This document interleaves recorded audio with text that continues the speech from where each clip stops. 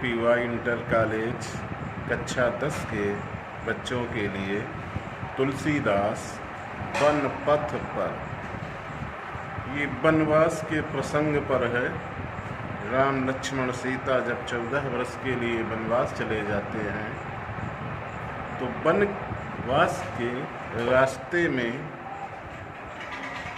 जो वर्णन किया गया है वही है। लिखा है कि पुरते निकसी रघुवीर बधु धरि धीर दये मग में डग द्वे झलकी भरी भाल कनी जल की पुट सूख गए मधुरा धरवे फिर बूझती है चलनो अब के तिक पर्ण कुटी करी हूँ कित हुए तिय की लखिया तुरता पिय की अखियाँ अरे अति चारू चली जल छुए। पुर अयोध्या नगर निकसी निकलकर रघुवीर बधु श्री राम की पत्नी सीता धरि धीर दये धैर्य पूर्वक या धैर्य को रखकर दये रखे मग रास्ते में डग कदम दोए दो झलकी भरी भाल कनी जल की झलकी झलकने लगी भरी भाल मस्तक पर कनी जल की पसीने की बूंदें पुट सूख गए मधुर अधर कोमल ओठ फिर बूझती पूछती हैं चलनो अब केतु हे राम प्रभु अब कितना चलना है। पर्णकुटी घास पत्तों की झोपड़ी करिहों करोगे कित हुए कहाँ पर तिय अपनी पत्नी की लख देख कर आतुरता व्याकुलता पिय श्री राम की आंखें अति चारु चली जल चुए आंसू चलने लगे। प्रस्तुत पद्यांश हमारी पाठ्य पुस्तक हिंदी के काव्य खंड में संकलित एवं तुलसीदास द्वारा रचित वन पथ पर शीर्षक अंश से अवतरित है। प्रसंग में प्रस्तुत पद्यांश में कवि ने वनवास के रास्ते पर का वर्णन किया है। व्याख्या कवि का कहना है जैसे ही श्री राम की पत्नी सीता जी अयोध्या से निकलकर वनवास के रास्ते में 2 कदम बड़े धैर्य पूर्वक धरे या रखे तो उनके मस्तक पर पसीने की बूंदें झलकने लगी और उनके दोनों कोमल ओठ सूख गए। फिर श्री राम से सीता जी पूछती हैं स्वामी अभी और कितना चलना है, आप घास पत्तों की झोपड़ी कहाँ पर बनाएंगे। अपनी पत्नी सीता की आकुलता या व्याकुलता को देखकर श्री राम की आँखों से आंसुओं की धार बहने लगी या आंसू बहने लगे। इसमें भाषा अवधि है, शैली मुक्तक काव्य शैली है, छंद वियोग छंद गेय पद है, रस वियोग है, गुण माधुर्य है, अलंकार अनुप्रास है और शब्द शक्ति लक्षण।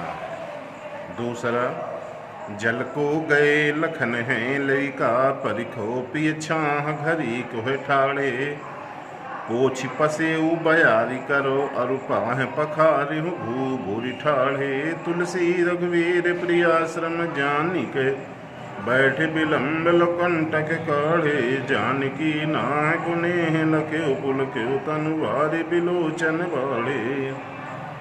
जल को गए लखन है लरिका जल पानी को गए लेने के लिए लक्ष्मण गए हैं। परखो इंतजार करो पिय प्रिय छाया में घड़ी एक घड़ी होए ठाड़े खड़े होकर पोछ पसेऊ, पसेऊ माने पसीना, पोछ माने पोछ कर, पसीना पोछ कर बयारी हवा करो आरु और पाँह पखारे भूभुर ठारे और पैरों में लगी हुई धूल को भी साफ करो। तुलसीदास जी कहते हैं, श्री राम अपनी पत्नी सीता श्रम माने थका हुआ जान करके बैठ जाते हैं और अपनी पत्नी सीता के पैरों में लगे हुए कांटों को बड़ी देर तक निकालते रहते हैं। जानकी नाह को नेह लखो, सीता जी अपने स्वामी राम के स्नेह को देखकर पुलके उत्तन, शरीर पुलकित हो गया, पुलकायमान हो गया, बार विलोचन बाढ़े और नेत्रों से आंसू बहने लगे। कवि का कहना है कि श्री राम सीता जी से कह रहे कि लक्ष्मण पानी लेने को गए हैं, तब तक तुम इस पेड़ की छाया में एक घड़ी खड़े होकर उनका इंतजार करो, पसीना पोंछकर हवा करो और पैरों में लगी हुई धूल को साफ करो। श्री राम अपनी पत्नी को थका हुआ जान करके वहीं बैठ जाते हैं और सीता के पैरों में लगे हुए कांटों को बहुत देर तक निकालते रहते हैं।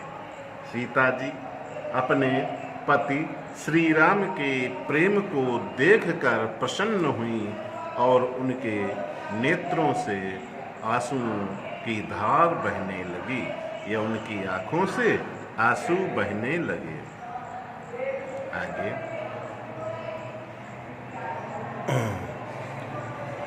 अब इसमें जो है आगे रास्ते पर चलते हैं तो ग्रामीण स्त्रियां आपस में बातचीत करती हैं, कहती हैं कि रानी मैं जानी अजानी महा, पबि पाहन हूँ ते कठोर हियो है, राजहु काज अकाज न जान्यो कयो तिय को जिन कान कियो है।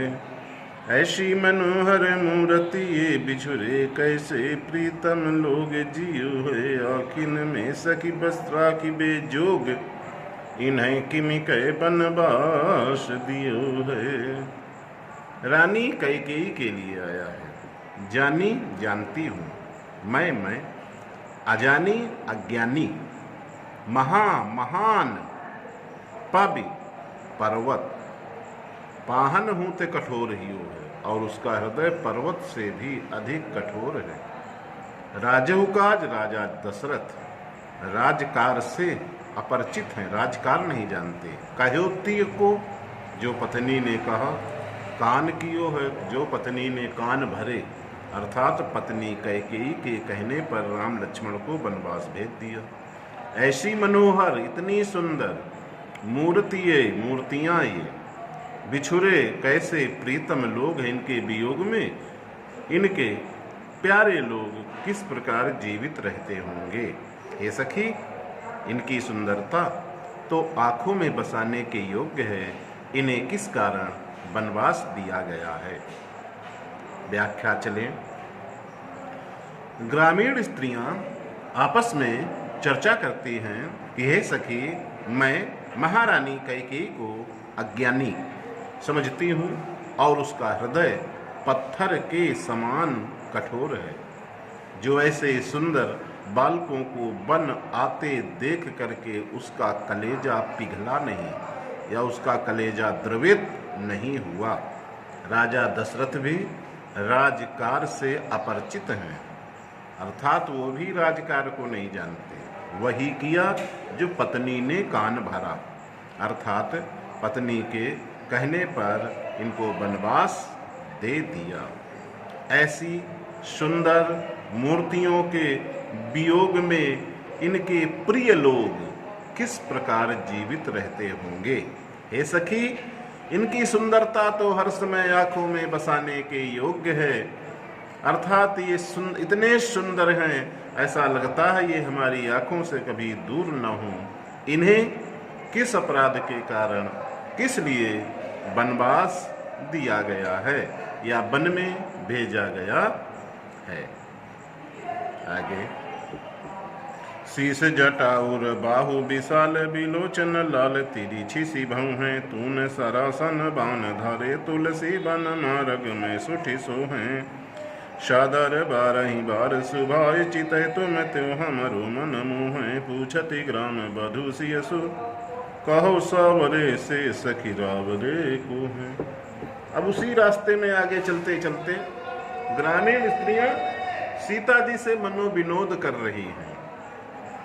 कहती हैं शीश जटा, जिनके सिर पर जटाएं हैं, और बाहु विशाल, और माने हृदय, बाहु माने भुजाएं, जिसकी भुजाएं और हृदय विशाल है, बिलोचन नेत्र लाल, और जिनके नेत्र लाल हैं, तिरछी सी भौहें, और जिनकी भौहें तिरछी हैं या जिनकी भौहें तनी हुई हैं, टेढ़ी हैं, तून तरकस, सरासन धनुष, बाण बाण, और जो धनुष बाण और तरकस को धारण किए हुए हैं, तुलसी वन मार्ग, वन के रास्ते में सुटिसो हैं, बड़े सुंदर दिखाई देते हैं, सादर आदर पूर्वक प्रेम पूर्वक,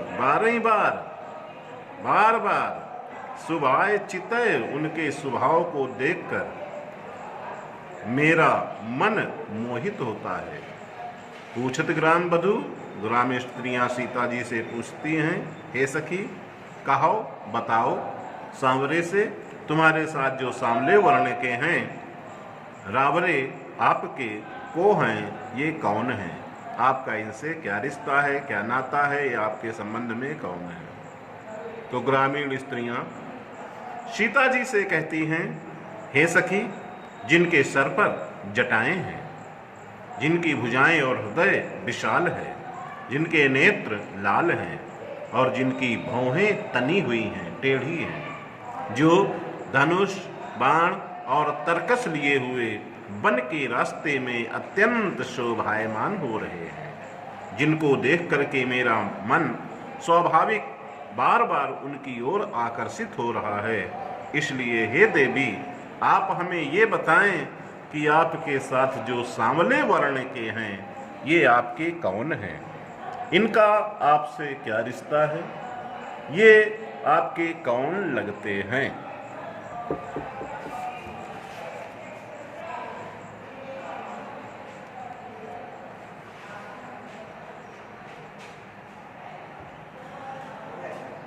एक रह गया। सुन सुंदर बहन सुधारस साने सयानी है जानकी जानी भली, तिरछे करी नैन दिसैन तीनई समझाए कछु मुस्काए चली, तुलसी तई अवसर सोहें सबय अवलोकति लोचन लाहु अली, अनुराग तड़ाग न भानु उदय बिकसे मन मंजुल कंज कली। सीता जी ग्रामीण स्त्रियों की बात समझकर जान जाती हैं कि ये क्या कहना चाहती हैं, अतः बड़े सुंदर भाव से सीता जी बोली, सुन करके सुंदर बहन सुधारस साने, बड़े ही मधुर मीठे, सयानी समझदार हैं सीता जी, जानकी जी जानी भली अच्छी तरह समझ गई। ग्रामीण स्त्रियों के सुंदर मीठे वचनों को सुन करके सीता जी समझ गईं कि हमसे क्या पूछना चाहती हैं।